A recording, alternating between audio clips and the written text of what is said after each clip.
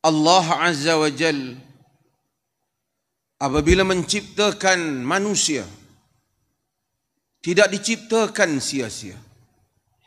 Diciptakan manusia, diberikan kepada kita ini akal, diberikan kepada kita ini kekuatan berfikir, diberikan pada penciptaan alam ini alasan-alasan yang membolehkan manusia itu memahami, berfikir mengenainya, dan dijadikan pula agama itu tidak difardukan hukum hakamnya, melainkan kepada orang-orang yang berakal saja.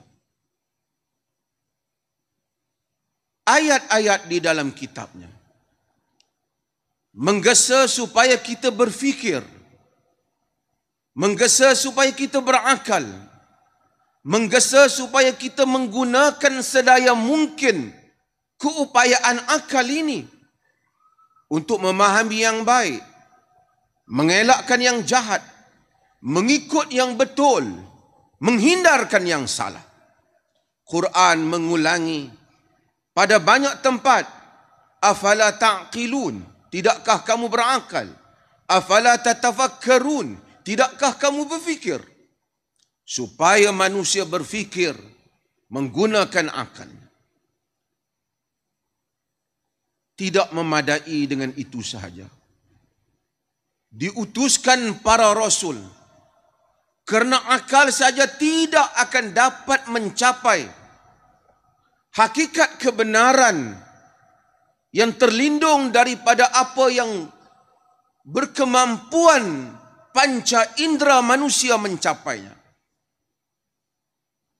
Diturunkan wahyu. Dan wahyu itu mengandungi segala hal yang membolehkan manusia menjadi bijak dan faham. Allah Subhanahu wa taala menyatakan, Allah waliyul ladzina amanu yukhrijuhum minadh dhulumati ila an-nur wal ladzina kafaru awliya'uhumut taghut yukhrijunahum minan nuri ila adh-dhulumat ulaika ashabun nar hum fiha khalidun. Allah merupakan wali.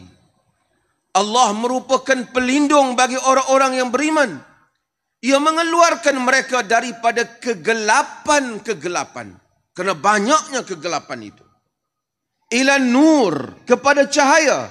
Kerana cahaya itu satu, iaitu cahaya Allah Jalla wa'ala.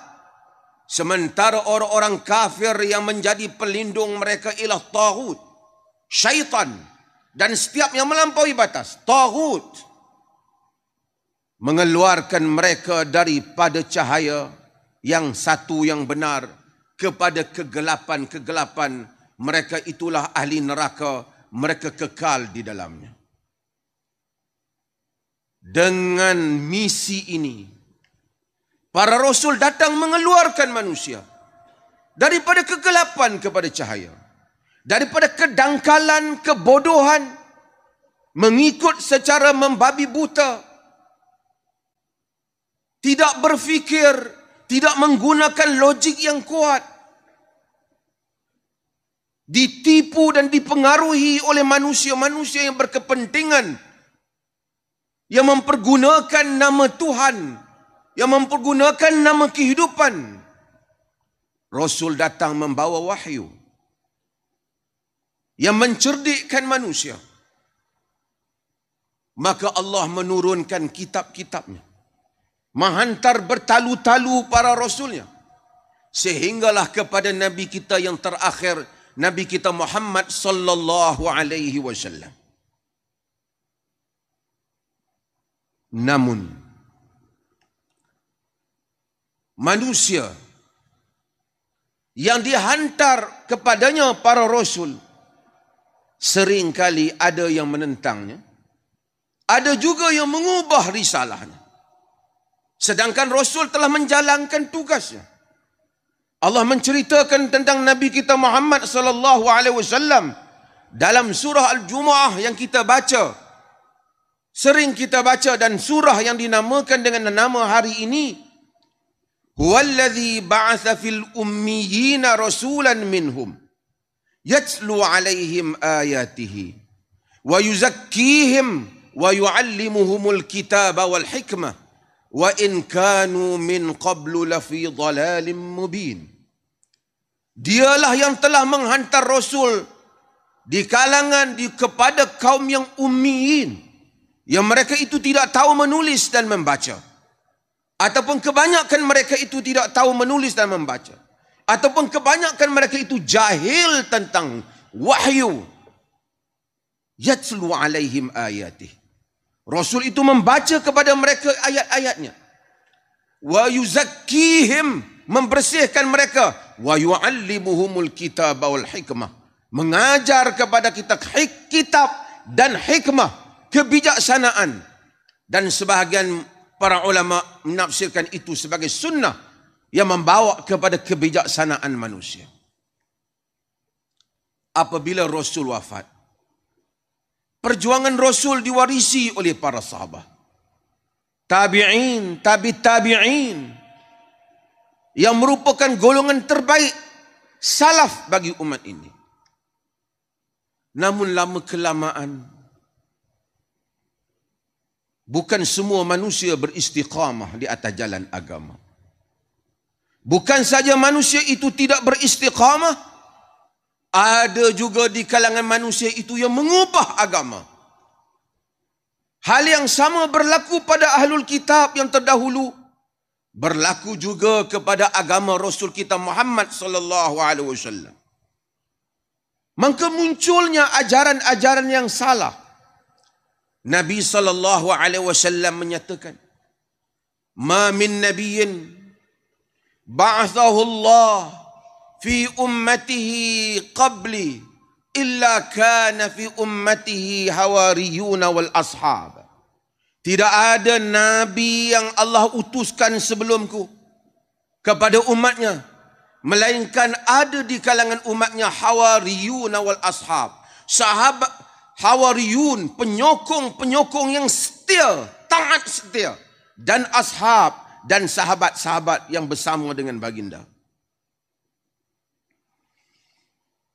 Kemudian Nabi menyatakan ciri mereka, ya'khuduna bi sunnatihi wa yaqtaduna bi amrihi. Para sahabat hawariyun memegang sunnah dan mengikut contoh teladan Nabi sallallahu alaihi wasallam. Kemudian apa yang berlaku? Nabi menyambung, "Tsumma innaha takhlufu min ba'dihim khulufun yaquluna ma la yaf'alun wa yaf'aluna ma la yu'marun."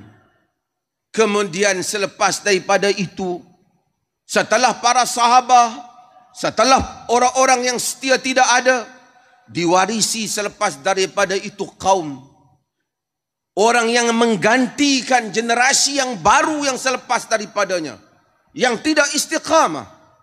Apa generasi itu lakukan? Yaquluna ma la yaf'alun. Mereka berkata apa yang mereka tidak buat. Wa yaf'aluna ma la yu'marun. Mereka melakukan apa yang tidak disuruh. Mereka menyatakan mereka merujuk kepada Quran dan Sunnah, tapi agama tidak dirujuk pada agama, amalan mereka tidak dirujuk pada Quran dan Sunnah jika dilihat pada perjalanannya. Wa yaf'aluna ma la yu'marun. Mereka buat apa yang tak disuruh. Maka lahirnya bid'ah.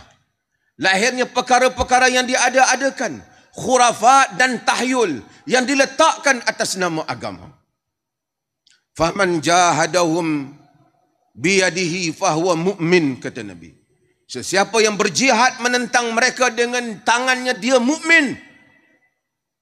Wa man jahadahum bilisanihi fahuwa mu'min. Sesiapa yang berjihad menentang mereka dengan lidahnya, dia mukmin. Wa man jahadahum biqalbihi fahuwa mu'min. Sesiapa yang berjihad menentang mereka dengan jantung hatinya, dia adalah mukmin. Walaysa wara'a dzalika minal imani habbatu khardal. Selepas daripada itu tidak ada lagi daripada iman walaupun sebesar zarah. Yakni menjadi tanggungjawab umat Islam untuk bangkit membuang khurafat, tahyul, mengangkat kebijaksanaan semula. Dan itulah yang menjadi tema yang kita bawa di dalam perhimpunan perkampungan sunnah kita pada tahun ini.